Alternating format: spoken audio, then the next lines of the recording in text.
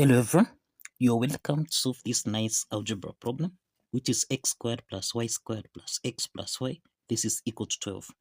We can call this equation 1. Xy plus x plus y, this is equal to 3. Let's call this equation 2. So what is the value of x and what is the value of y? Now let's provide a solution from here, from equation 1, which is x squared plus y squared plus x plus y, this is equal to 12. We can express this equation as x to the power of 2 plus y squared. So let's introduce 2xy, subtract 2xy, then plus x plus y, this is equal to 12.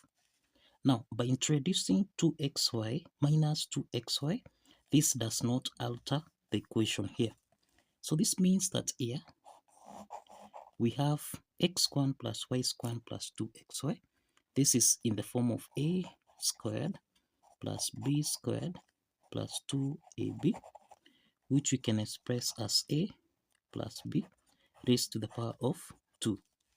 Applying this algebraic identity, then here we have x plus y raised to the power of 2, subtract 2xy, then plus x plus y, this is equal to 12. This is equal to 12. Now, the next step is that we have x plus y here and xy. So we can let x plus y be equal to m, and we can let x times y be equal to n. So let's express this equation here in terms of m and n. So this means that here we have m to the power of 2 minus 2n, then we have plus m, this is equal to 12. Now let's take 12 on the left hand side, so that we have m to the power of 2 minus 2n plus m minus 12, this is equal to 0. Let's call this equation 3.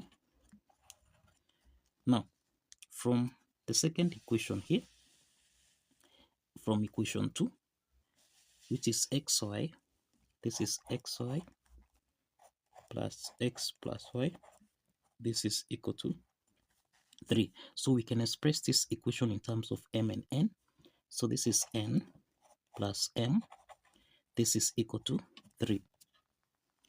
Now, let's make n to be the subject of the formula, so that we have n is equal to 3 minus m. Let's call this equation 4. So we have equation 4 here. Now let's substitute equation 4 into equation 3, so that we have m to the power of 2 minus 2 times n, which is 3 minus m, then plus m minus 12, this is equal to 0. So this is m to the power of 2 minus 2 times 3, this is minus 6, minus 2 times minus m, this is plus 2m, then plus m minus 12, this is equal to 0. So this is m to the power of 2 minus 6 minus 12, then plus 2m plus m, this is 3m, and this is equal to 0. So this is m to the power of 2 plus 3m minus 18, this is equal to 0. Now this is a quadratic equation here that we can solve by factorization method, where we have m to the power of 2, then plus, this is 6m minus 3m minus 18, this is equal to 0. So we have got two parts here. From the first part, m is common, so we have m into the parentheses, this is m plus 6 minus 3 is common here, we factor out 3, and this is m plus 6, this is equal to 0. So we have m plus 6, m minus 3, this is equal to to 0. So we have got two cases here. We have case 1. Case 1 is m plus 6. This is equal to 0. And in case 2, we have m minus 3. This is equal to 0. So this means that m1 is equal to negative 6 and m2, this is equal to 3. Now, if you recall, we have seen that we let n be equal to 3 minus m. So let's solve for the corresponding values of n from here. Now, since n is equal to 3 minus m, then we can solve for n1, which is equal to 3 minus m1. m1 is minus 6, so we have minus 6 here. So this means that n1 is equal to 3. Minus times minus, this becomes positive, so we have plus 6, and this is equal to 9. So we have m1 comma n1, this is equal to negative 6 comma 9. Now in case 2, we have m2 is equal to 3. We have m2 is equal to 3. m2, this is equal to 3. So we have n2 is equal to 3 minus m. So that n2 is equal to 3 minus 3. And this means that n2 is equal to 0. So we have m2 comma n2. This is equal to 3 comma 0. Now, if you recall, we started by saying we let x plus y be equal to m, and we clearly stated that x, y be equal to n. Now, from the first set here, m1, n1, which is minus 6 and 9, let's substitute here. Now we have x plus y, this is equal to m, x times y, this is n. So from the first set here, m1, n1, which is negative 6 and 9, this becomes x plus y, this is equal to negative 6. Then we have x times y, this is equal to 9. Now, from this equation here, let's make x to be the substitute to the formula. X will be equal to negative 6 minus y. So let's substitute x in this equation here. So we have negative 6 minus y times y. This is equal to 9. Negative 6 times y. This is negative 6y. Negative y times y. This is negative y to the power of 2. This is equal to 9. So this means we have negative y squared minus 6y. Let's take 9 on the left hand side. So this is minus 9. This is equal to 0. So this is to mean that let's divide everything here by minus 1. Minus y squared divided by minus 1. This is y squared. Then minus 6y divided by minus 1. This is plus 6y. Minus 9 divided by minus 1. This is plus 9. This is equal to 0. Now this is y squared plus, we can express 6y. This is 2 times 3 times y. Then plus 9, which is 3 to the power of 2. This is equal to 0. Now, this equation here, this is in the form of a squared plus 2ab plus b squared, which we can express as a plus b raised to the power of 2.